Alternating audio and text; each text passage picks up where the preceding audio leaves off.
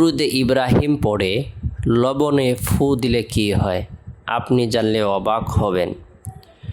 দুরুদ ইব্রাহিম এটি গুরুত্বপূর্ণ একটি দুরুদ। দুরুদসমূহের মধ্যে থেকে সবচেয়ে ফজিলতপূর্ণ, মাহাত্ম্যপূর্ণ, তাৎপর্যপূর্ণ দুরুদ হলো দুরুদে ইব্রাহিম।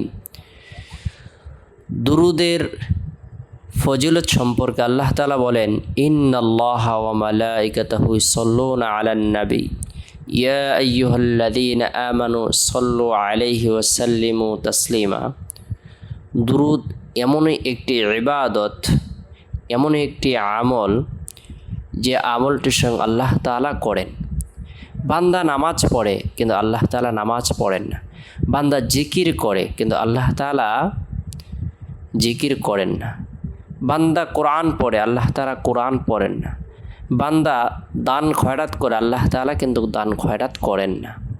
অর্থাৎ অন্য অন্য ইবাদতগুলো বান্দার উপর অর্পণ করা হয়েছে, বান্দা করে থাকে, কিন্তু দুরুদ এমন একটি ইবাদত যে ইবাদতটির সঙ্গে আল্লাহ তাআলা নিজেও করেন এবং কি ফেরেশতাগণও করেন, মুমিনরাও করে থাকে। ইন্নাল্লাহা ওয়া মালাইকাতাহু ইউসাল্লুনা আলান নবী ইয়া আইয়ুহাল্লাযীনা আমানু সাল্লু আলাইহি ওয়া সাল্লিমু তাসলিমা। আল্লাহ পাক রব্বুল আলামিন নবী সাল্লাল্লাহু আলাইহি সাল্লামের প্রতি রহমত বর্ষণ করেন, দুরুদ পাঠ করে থাকেন, ফেরেশতাগণ দুরুদ পাঠ করে থাকেন। হে মুমিনগণ, সুতরাং তোমরাও নবী সাল্লাল্লাহু আলাইহি সাল্লামের প্রতি মহাব্বত রেখে, ভালোবাসা রেখে, আন্তরিকতা রেখে দুরুদ পাঠ করো, দুরুদের আমল করো। যে ব্যক্তি দুরুদের আমল করবে আল্লাহ পাক রব্বুল আলামিন তার পদমর্যাদাকে বৃদ্ধি করে দিবেন, গুনাহকে মাফ করে দিবেন। আল্লাহ তাআলা তার উপর অসংখ্য অগণিত নিয়ামত প্রদান করবেন। হাদিস শরীফ আল্লাহ রাসূল সাল্লাল্লাহু আলাইহি সাল্লাম ইরশাদ করেছেন, মান সাল্লা আলাইয়া ওয়াহিদাতুন সাল্লাল্লাহু আলাইহি আশরা। যে ব্যক্তি একবার মাত্র দুরুদ পাঠ করবে আল্লাহ তাআলা তার উপর 10টি রহমত নাজিল করবেন, 10টি গুনাহকে মাফ করে দিবেন, 10টি পদমর্যাদাকে বৃদ্ধি করে দিবেন। দুরুদ এমনই ফজিলতপূর্ণ একটি আমল, কোনো অভাবগ্রস্ত ব্যক্তি যদি আমল করে আল্লাহ তাআলা তার অভাবকে দূর করে দিবেন। কোনো ঋণগ্রস্ত ব্যক্তি যদি আমল করে আল্লাহ তাআলা তার ঋণ পরিশোধের ব্যবস্থাপনা করে দিবেন। কোনো শারীরিক অসুস্থ ব্যক্তি যদি সুস্থতা লাভের উদ্দেশ্যে দুরুদের আমল করে আল্লাহ তাআলা তাকে সুস্থতা প্রদান করবেন। কোনো ব্যক্তি পেরেশানির মধ্যে রয়েছে, সে যদি দুরুদের আমল করে আল্লাহ তাআলা তার পেরেশানিকে দূর করে দিবেন।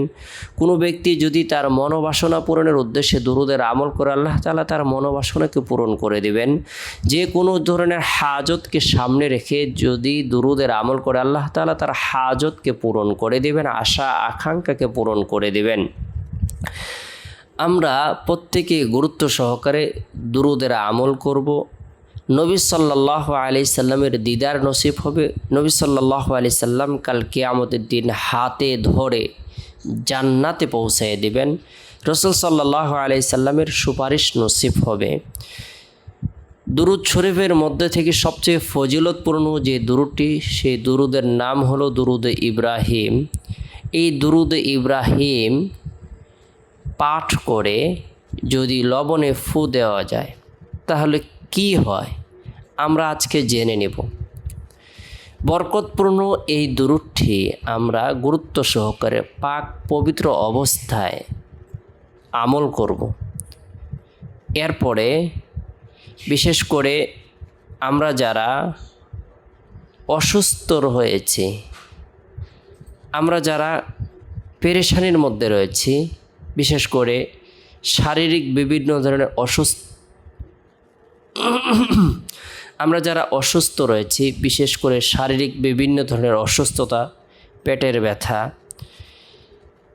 এবং কি শরীরের বিভিন্ন জায়গায় ব্যথা, সেই ক্ষেত্রে আমরা দুরুদে ইব্রাহিম পাঠ করে যদি আল্লাহ তাআলার প্রদত্ত নিয়ামতের জিনিস লবণ, এই লবণের মধ্যে ফু দেই, গরম পানিতে আমরা এই লবণ দেই, এরপরে সেই লবণ দ্বারা যদি আমরা আমাদের ব্যথার স্থানে পানি ঢেলে নেই, ইনশাআল্লাহ এই লবণ পানির বরকতে সেই ব্যথা দূর হবে আপনি সুস্থতা লাভ করতে পারবেন।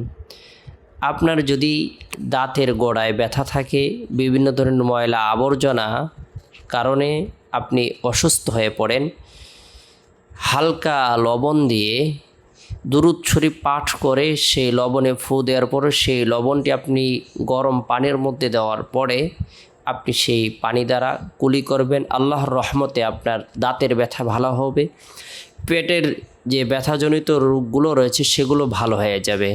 আল্লাহর রহমতে আল্লাহ পাক রব্বুল আলামিন আপনাকে সুস্থতা প্রদান করবেন। আর দুরূদ পাঠ করার কারণে আল্লাহ তাআলা আপনার উপর রহমত বর্ষণ করবেন, আপনার পদমর্যাদাকে বৃদ্ধি করে দেবেন, আপনার গুনাহকে মাফ করে দেবেন। নবী সাল্লাল্লাহু আলাইহি সাল্লামের সুপারিশ নসিব হবে। তাই আমরা উঠতে বসতে চলতে ফিরতে সর্বদাই দুরূদের আমল করব। পাশাপাশি আমরা আল্লাহ তাআলার নিয়ামতের জিনিস সেই লবণের মধ্যে দুরূদ ইব্রাহিম পাঠ করে ফু দিয়ে